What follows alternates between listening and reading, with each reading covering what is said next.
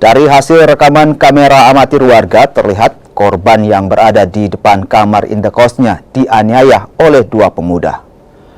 Visual ini harus kami samarkan karena mengandung unsur kekerasan.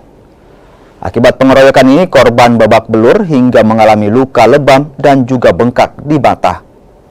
Usai dikeroyok, korban kemudian melaporkan kejadian ini ke polisi. Menurut korban, 3 pemuda mendatanginya saat baru tiba di indekosnya. Pelaku meminta rokok namun tidak diberi lantaran korban tidak merokok.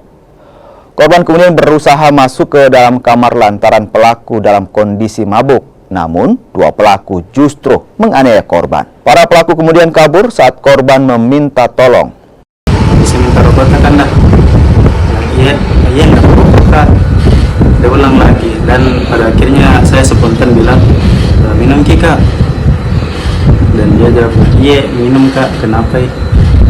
Tidak saya jawab di situ, baru saya permisi mau masuk ke kos, permisi boleh Kak mau masuk. Nah dia bilang sambil ketawa-tawa, saya mau ikut. Nah sudah sampai situ di tangga, di situ dipukul. Iya, orang di bagian mata dulu. Satu orang di awalnya sempat saya ceritanya dorong. Tiba-tiba datang temannya berdua di sini, saya lindungi kepala saja karena dia selalu sasar kepala.